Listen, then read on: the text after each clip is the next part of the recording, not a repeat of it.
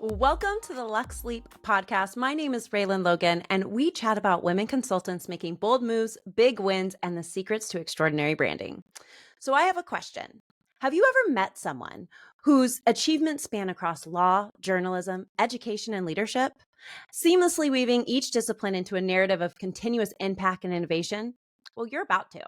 Shari Dunn is nothing short of a polymath with a career that includes roles as an attorney, news anchor, CEO, university professor, and even a game show winner. Her dynamic path has been marked by a series of prestigious accolades, including the Executive of the Year Award in 2018 and the 2019 Women of Influence Award from the Portland Business Journal.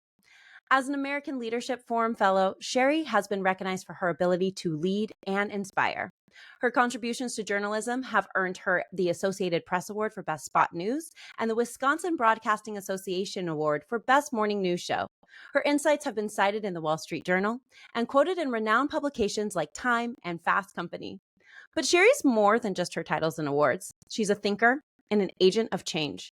Known for her superb narrative skills that blend historical context with cutting-edge learning, through her speeches and writings, Shari helps individuals and organizations pivot their thinking, guiding them to their own aha moments of clarity and transformation. Her scholarly contributions include addressing pervasive issues like imposter syndrome and pioneering the concept of competency checking, a critical evaluation of overlooked competencies in professional settings. This work is the focus of her latest book, Qualified, which explores how competency checking and race intersect in the workplace, offering a groundbreaking look at the challenges and transformative opportunities at the intersection of race and professional evaluation. With a BA in philosophy from Marquette University and a JD from Northwestern Pritzker School of Law, Shari's academic background is a formidable as her professional endeavors. And I want you all to prepare and buckle up to be inspired and challenged. So please welcome the groundbreaking, innovative force, the light of most of Portland, is Shari Dunn. Oh, that's wonderful. First of all, thank you for that incredible introduction. I'm like, who is that a person? And that has got to be one of the best introductions I've ever had. So thank you so much. It's really lovely. Thank you. Well, I'm just really happy to have you. So when I was working on your introduction, I actually didn't realize you went to the same college as my sister. Oh, so, you Marquette? Yeah. She went to Marquette for her undergrad, and she's also an attorney, but she ended up going to the University of Arizona for that. So, okay. It's so many like random crossing worlds. Yes, the Golden Eagles. That's what they are now. That's right. Yeah. I love it. So, Shari, I'm curious, and everyone's always curious to hear this piece of it, but what inspired you to start your brand? Give me like a brief Reader's Digest version. Well, I was sick and tired of being sick and tired. And so that is a narrative for Black women, I think, all around the world, really. And I thought, I could do a better job at this. And this was diversity, equity, inclusion, strategy work, working with companies. And I thought, I have some skills I can bring to this. And so I should do that. And then I was very much encouraged by two women friends here in Portland, Tracy Rossi and Nina Bird, who both encouraged me to start my own business when I was like, I don't know, I don't think I can do it. But I was sick and tired of being sick and tired and being in spaces that weren't suitable for me, and that I was pushing up against the barriers and the boundaries of what I could do. So as a result, I started ITBOM LLC. Oh my gosh, I love that. I remember the first time me and you ever spoke, and it was probably a little bit after you had started. And I'm good friends with Nina, so I also remember hearing it from Nina's perspective of like, no, she needed to go out and do it on her own. Like, yeah. I really remember this conversation because her and I were, well, we weren't walking because Nina doesn't like to walk, but I think we were on our way to go kayaking because I don't know how to stand up paddleboard. And And I remember that, and I was like, well, I really want to meet Shari. And so I had reached out to you, and it was like really early in the morning. It's like near the start of COVID. And I remember sitting on my bedroom floor because I didn't have a desk yet because of COVID. And I was just like, so hi, my name's Réland. I don't even know if I had my business yet. So Yeah. it's Oh, been fun to watch your journey from a distance. And I'm, like I said earlier, I'm really grateful to have you here. So yeah. Thank you. you're welcome. When you look back through all the really cool things that you have done, and especially as you took that step, really listened to your friends, and we're also happy that you did. What was that pivotal moment in your brand's journey that really defined where you are today? Well, first of all, named my company ITBOM, which was the name of another company I had when I was in Los Angeles. I had a production company that I was trying to put together reality TV programming because I had done some of that work in LA, which is like one of the things that's not even on my resume, but that people read about. But I was part of reality TV's early days, actually. And ITBOM stands for I'm the Boss of Me. So it was Oh, I'm the Boss of Me Productions. So then when I decided to start my consulting company, I'm like, I'm gonna reinvigorate I'm the Boss of Me, and it became I'm the Boss of Me LLC. So that's how the business title came to be. And then I think I had an early client. I was very lucky.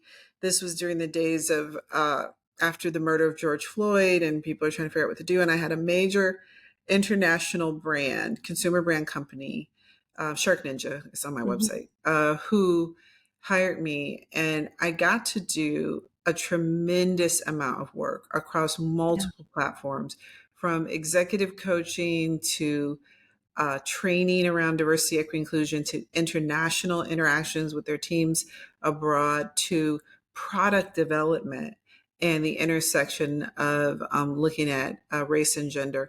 It was truly, truly an amazing opportunity. Yeah. And it really highlighted for me that there is this business element to this work that is important. It's not that the emotional or moral side isn't important, but the business side of this is very important. And, you know, I got to lay the groundwork for them to hire their first diversity, equity, inclusion vice president, and that person is still in that role today. And so it was really, really a transformative moment. You know, at the time of this recording, it is 2025, and uh, more than enough is going on. We'll really just lead up with that, but let's lean in a little bit more to the business of it, because sometimes I think, it's the terms are getting polluted. I don't enjoy that fact. It makes me very angry to think about it. So I am trying to choose my words carefully. Mhm. However, let's talk about the business piece of it, because I don't know that everybody always sees it that way since it's so emotionally charged. Mm. So the business piece of my company, or the business piece of the content of The diversity, equity, business inclusion? piece of the content of diversity, Yeah. equity, and Yeah. inclusion. So, in my book, Qualified, I make the argument that any company that is an international brand and has offices internationally or employees internationally has always been doing some element of diversity, equity, inclusion. There's no other way to operate. You can't operate in another country and not understand their cultural practices, when their holidays are, what is appropriate to have in the spaces, what is not. You can't not understand cultural nuances. For instance, in the UK, regional dialects matter. They have something called accentism, where people's accents indicate class and status and things of that nature. So, diversity, equity, and inclusion are things that anybody who's been operating internationally has thought about. Does my local workforce reflect the country in which I'm operating?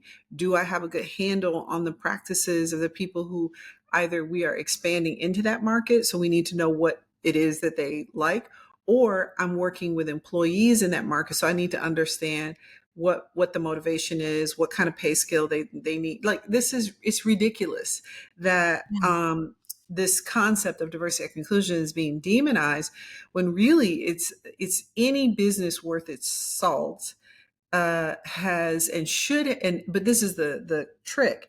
They were not doing that in country in the United States. They Yeah. saw that internationally and they called it a bunch of different things.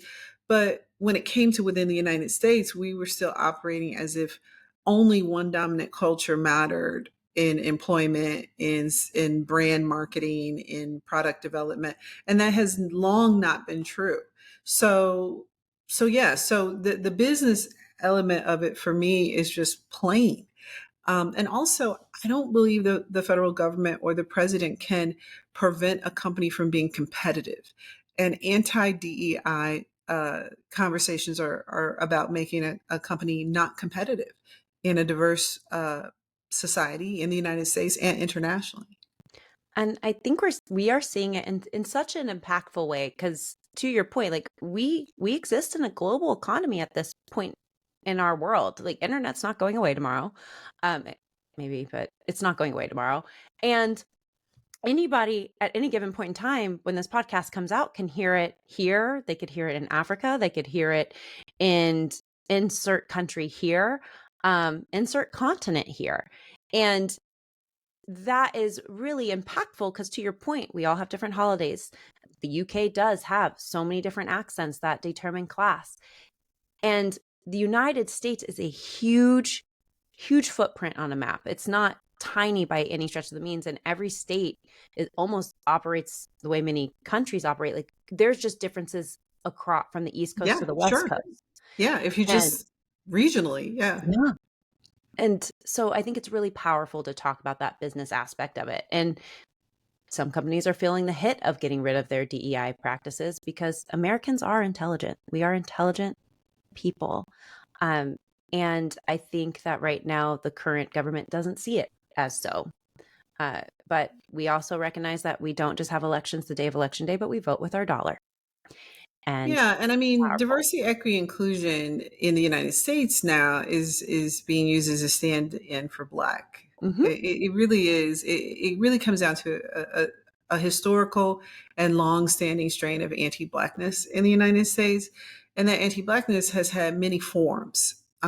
It's been a rejection of the Freedmen's Bureau, which sought to help the newly freed enslaved people at the end of the Civil War. And President Andrew Johnson said it was reverse discrimination against white people, like legitimately. The newly freed enslaved people had nothing. They barely had clothes. If they had one pair of pants, and giving them any assistance to help them be a part of this society was discriminatory against white people. So the argument is the same. It's the same argument for the last 400 some years, that inclusion of Black people specifically in the workplace is somehow antithetical to fairness, and it is unfair to white people. And so the anti-affirmative action, anti-DEI, anti-freebies, it's just all the same argument. Just packaged in another way today. It's like changing the wrapping paper on the same gift that you keep trying to give around the holidays for White Elephant. I wouldn't call it a gift though. The same changing wrapping paper on the same pile of poop. just shit with a different name. That's where we're at. I don't know if I can say S. So I said poop. I'm trying to be good. You can choose all your words that are available in the lexicon of words. You choose it, I will let you say it. It's just outrageous. So Shari, switching gears back to brand, because I mean these stories, the research that you've done is really anchored in a lot of this. I mean, your ability to quote back to right after the Civil War and just elements of talking about that, like that goes with the fact that you are well versed in these stories, and I appreciate that because we need to hear more of them in a very factual, clear cut way. And I love your book. Actually, I was looking at something earlier today. Hold on. That was really powerful. Let me see if I can get to it quickly. Yay. I mean, this is what it was. So and then I will get a screenshot of that later. Yes. It's chapter 7 where it's like, it's not just black and white or American. And you have Yes. this quote in the beginning that's like, the curse of anyone non-white is that you're so busy arguing what you're not that you never arrive at what you are. And that was said by Kathy Park Hong. And I was reading that and I was thinking about how life has been for me lately. And I've spent a lot of time, thank you, AI, a lot of time analyzing all of my personality tests. So I have a degree in psychology. I wanted to be a child psychiatrist. Um, Clearly that's not what we are right now. And so, and I was thinking about a lot of who am I as a person? How do I show up based on all these like tests coming into it, how my brand is interacting with that? Because it was very important to me because as a young girl who very few people at the time were multiracial growing up. It's very rampant now. My son is all of me um and half Asian. And so it was always like, you're never this enough, you're never that enough. So when I read that quote and I read that chapter, that really hit for me um, Mm-hmm. as I go through. And so when you were writing that, I guess my question to this is what thoughts kept coming up for you? Because it hit Mm-hmm. hard for me just knowing that I never felt like I was enough until probably the last 6 months. Well, wow, 6 months. Okay. Well, I'm glad 6 months. I'm glad we started. I'm glad we started. And I'm glad that you do now feel that way because I think society conspires in some sense to get you to not feel that way.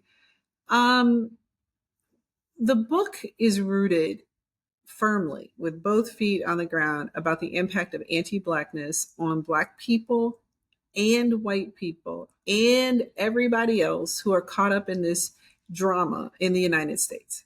So it's really rooted there. But that chapter, it's not just black and white or even American. I wanted to make sure that I opened up the lens enough that Mhm. other people could understand that fact as true. In other words, while I think all of the book, though it is rooted in anti-blackness, you can extrapolate and understand that, wait a minute, this does impact me. I wanted to be explicit. I Yeah. wanted to be explicit that competency checking impacts Asian Americans, Hispanic people, Black people, and I really took a deep dive into the Asian diaspora. As you know, Mhm. you may notice in the book, I took a Yeah. deep dive into that because this is a group that's always pitted against Black people, and it is a false flag.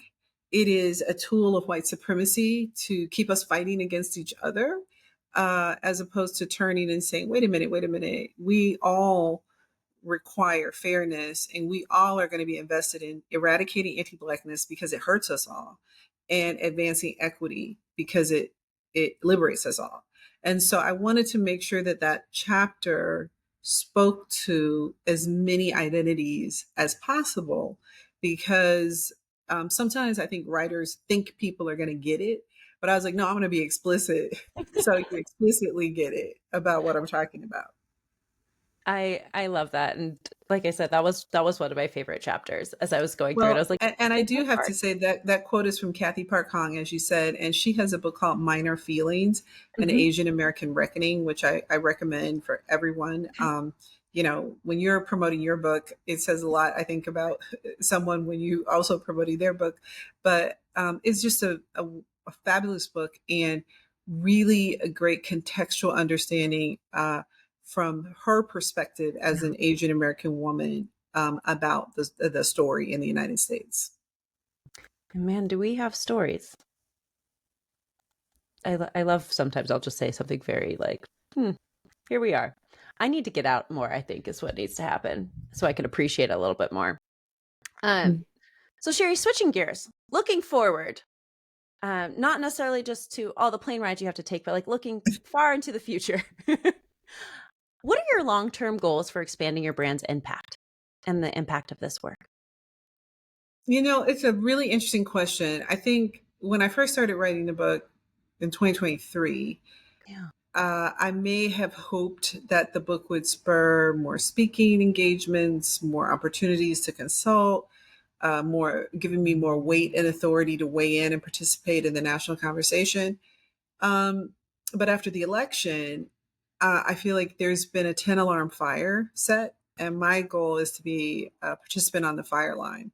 So my goal is to enter the national discourse. Of course, I would like to see an expansion of speaking opportunities, but more advocacy Okay. and more policy work and more strategy, to push back not just on a narrative, but on a march toward what could, if we're not careful, become, as I said in an article I wrote for Salon, a Jim Crow 2.0.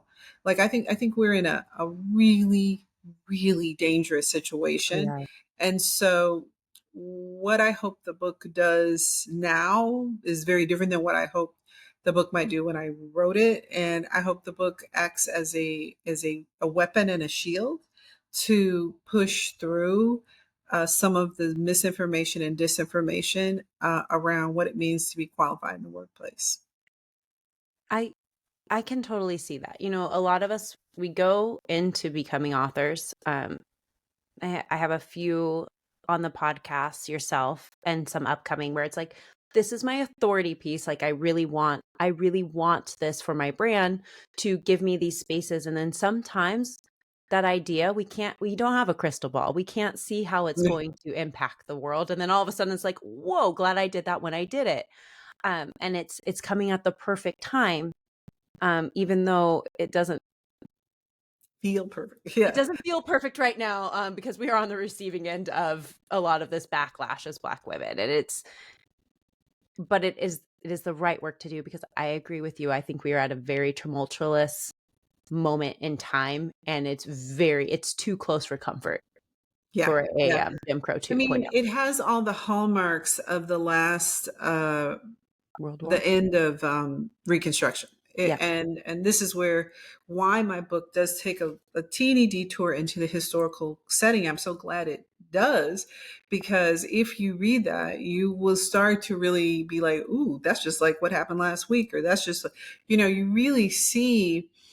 And as a former practicing attorney, I am concerned about the Supreme Court. Jim Yeah. Crow came into being after a court case called Plessy versus Ferguson, which challenged types of segregation, Black codes. And the court at that time held that, there's nothing discriminatory about separation. And there's a lot of vibes with the Roberts Court, especially with the Harvard decision, that legitimately raise a fear of a Plessy impact like case coming to the court around DEI that could inadvertently wipe away overnight just like 50 years of civil rights protection. It's not even that long.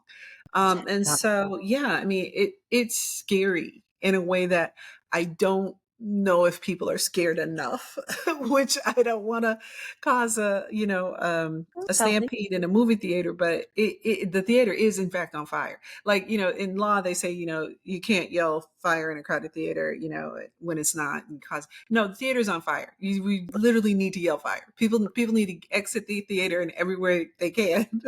So, yeah. What year was that? It was in the 60s, but what year was it? Do you know in particular, What? like off the top of your head, when segregation ended? Oh, so segregation ends, well, in theory, Brown v. Board of Education ends separate but equal, because Brown versus Board of Education ended separation of education. So this is in the 50s.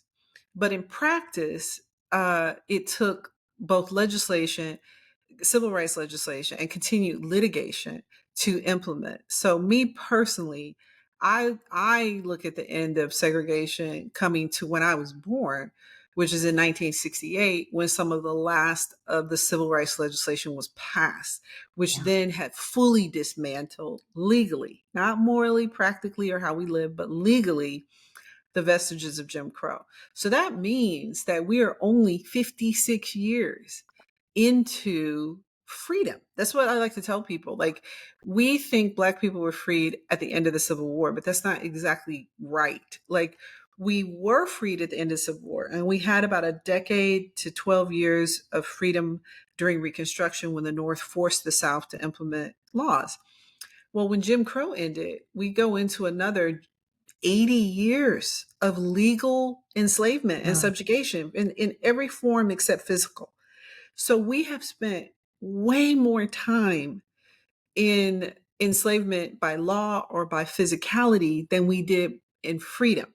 So in legal freedom, 56 years, it took maybe 10 to 15 years for those things to be implemented. So now we're down to 40, 42, 41, 41 Mhm. years.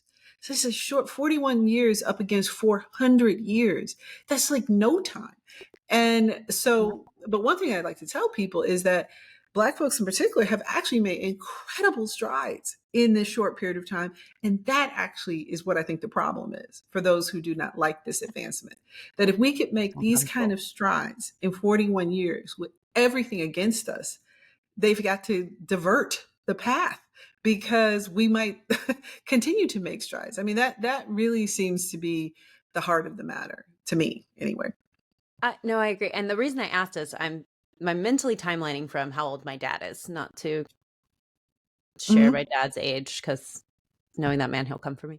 Um, but my dad was born in the 60s. And so based on this timeline, like he was about 4 or 5 at the time that things were legally implemented. Now, Yeah. now my dad is a judge. So to say how far we've come along in a short period of time, that's pretty far for a Black man to go in Yeah. this space. And when I was saying, I grew up multiracial, there weren't a lot of kids like me. It makes a lot of sense based on that timeline because segregation Mm-hmm. was still such a big thing. And have you ever read the book Having Our Say? Oh yes, I Those like are him my so great aunts. much. Yes. Yes, those are my great aunts, and so I read that book all the Really, time. I Yeah. talk about them sometimes, and Yes, when I'm trying to explain the impact of Reconstruction to people. it is. It's actually one of my favorite books. And like fun fact for you, my great grandma had a picture of Elizabeth doing yoga with her like leg next to her head in the house for the longest time. And I swear my family just lives to be over 100. That grandma of mine lived. I think she passed like 4 days before her 100th birthday, which would have been, Hmm. which was a few years ago, but her birthday was in March. So it's it is one of my favorite books, but I think it does a good timeline of showing how far we've also Absolutely. come. Yeah. Well, the thing that they talk about is they lived pretty much like we lived in a Yeah. period of time where they did not have segregated schools or segregated water fountains or walk in a back door, and people lived near each other. Black people Mhm. had jobs, and it wasn't quite overnight. It was like this creeping thing. All of a sudden, you couldn't go to a water fountain. All of a sudden, you could, and then before you knew it, they were back into a type of legal slavery. And so their story is really instructive because there were people for more than a decade living like we're living just right Yeah. now, totally not believing that those basic rights that they had could be taken away, even considering slavery had ended, and yet they were. And so more people should read Having Our Say to have a contextual understanding of that impact of that switch that Yeah. happened, and that what Jim Crow did was divert economic power and uh, societal inclusion. I always tell people like there were two roads.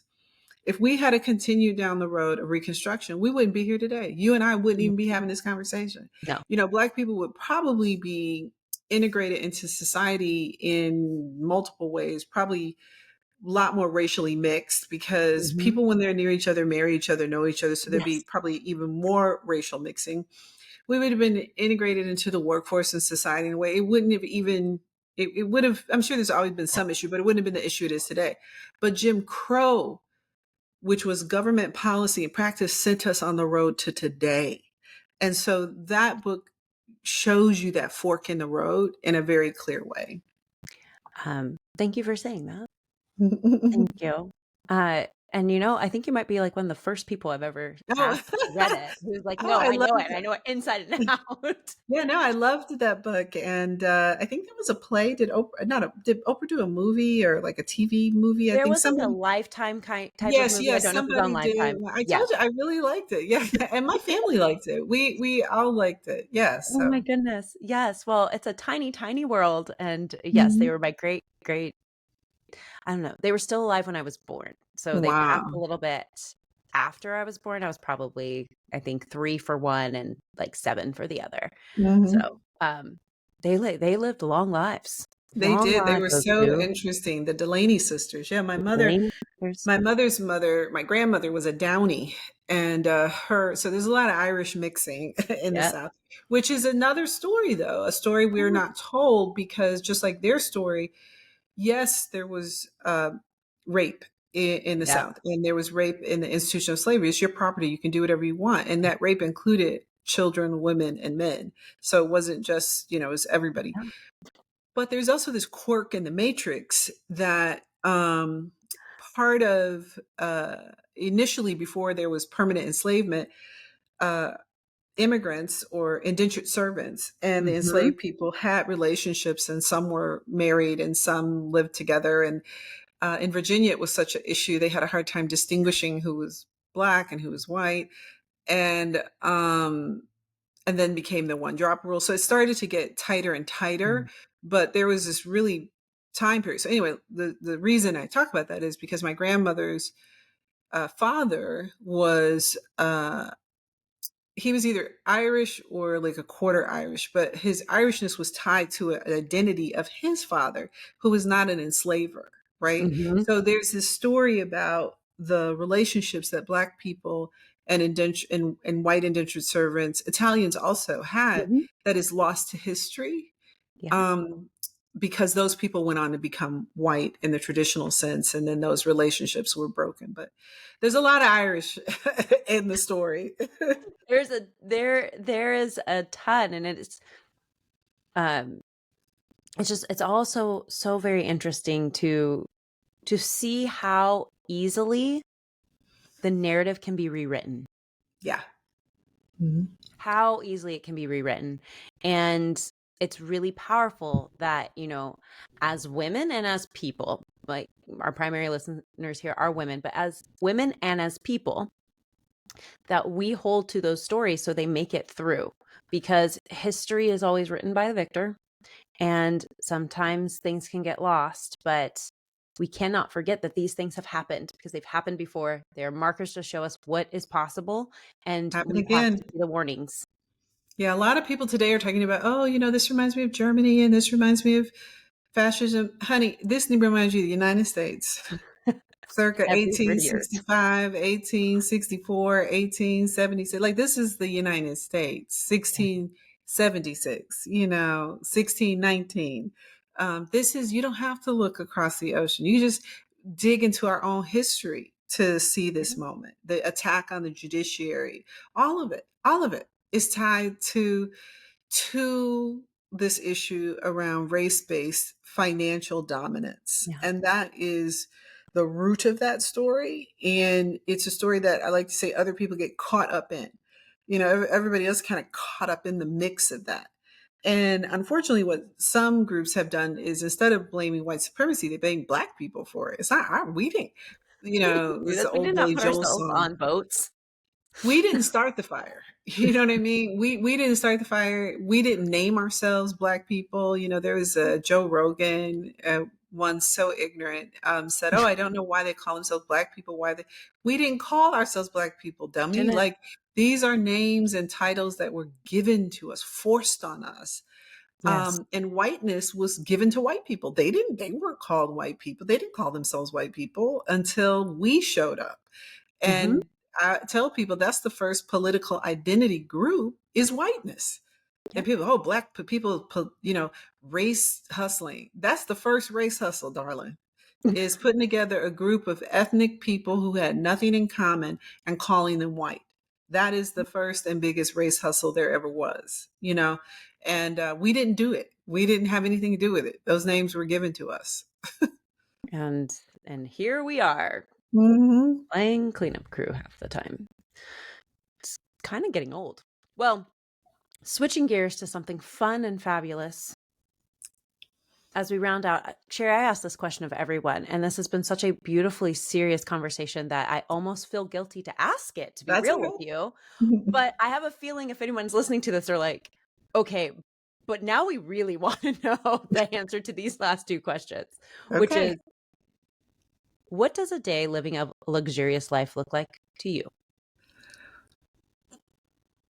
Oh, so I have I an know, example. serious mind switch. Yeah, I have an example. So I was on a tour of the book, getting the book out there, and I stayed at the Soho House, Chicago. And let me just tell you, that was a day of luxurious living. First of all, the rooms are so my aesthetic. They have like a rotary phone in the room, and every little appointment was perfect. The bathroom was gorgeous, and the I had a quarter unit, so the windows looked out on Chicago. And then and they had this beautiful bar. I mean, I was like, I think I could stay here and just get room service. And then I decided to have breakfast in bed because I was like, Oh, sure, why not? This is so beautiful. And they brought a silver bed tray for your breakfast with the food on it. And then they have like, tea and cookies in the top, in these little tins. I was like, yeah, this is it. This is it. So, and it was my last of my 11 days of travel, and I had another full day of travel ahead of me. And I was like, yeah, I'm going to take 2 hours and put this tray on this bed and eat this breakfast and look out this window and listen to some Billie Holiday and pretend this is how I live every day. oh my gosh, I love when you sent those pictures over in the group chat. I I went to go respond and I was like, I don't think this is the best response to this, but I almost said that is one of the prettiest carpets I've ever seen in my entire I mean, life. like every piece of this, I mean, I have to say, like they curate. And I had what they call a small room. What the heck is a big room? I guess I read up on it, and the big room has a soaking freestanding tub. I'm like, what Oh. the? So, I think it's finding moments of luxury, and it doesn't have to be the Soho House Chicago, although it wasn't super expensive per night because I'm already a member. I'm a multi-house member, and it was not super expensive vis-a-vis hotels in Chicago. But in any event, I think finding moments of luxury. The other thing I love to do, I just bought another reclining chair for my balcony. I just like Nice. to sit out there and have tea or have coffee and look at hummingbirds that I have a feeder. Like that's enough too. Like having a moment of ease and quiet, and that's nice. It doesn't have to be the most fanciest. It could be whatever is that for you. Oh my gosh, I love that. We are actually going to redo the back deck for that very reason. I just need peace. All right, last one, best one. In one word, what is your primary motivation in business? What is my what? Primary motivation in business. This change. Why? Well, you said one word. I know. Nobody has yet called me out on the fact that it's a second question when I said last one, best one. Why change? Because I want to bring about change. I think things need to change. And I think the only way things are going to change is if people are committed to being the one of the people to help that happens. And I think that the reason I started ITBOM was to bring change in the workplace. And the reason I wrote the book was to bring change for Black folks in the workplace. And so change clearly is a through line, I think. I absolutely love it. Well, everyone, thank you so much for listening. If you've been living your life passive, it's time to jump on board and really change and go grab this book. I was sick the day she had a big party for it, so I had to hoof it to Powell's because I believe in independent bookstores. Everyone, um, go find your local one and ask to order it if they don't have it. Support your small businesses, but in addition to that, go get qualified. It is worth the read for everyone, not just someone's, but everyone. And it is going to help you change the actions that you take. And Shari, I'm so grateful that you made time for me. I know you are super busy right now, especially with this book tour and launch. So thank you, thank you, thank you from the bottom of my heart. We are so happy to hear from you. Thanks for having me. I really appreciate it. Of course. Alrighty, y'all. Until next time, let us know on all the social channels what your biggest takeaways were. And on the note of social channels, Shari, where can they find you? Absolutely. At the THE Shari, SHARIDUNN.com, thesharidunn.com, on Substack. The website is thesharidunn.com, and of course on LinkedIn. I love it. All righty. Until next time, everyone.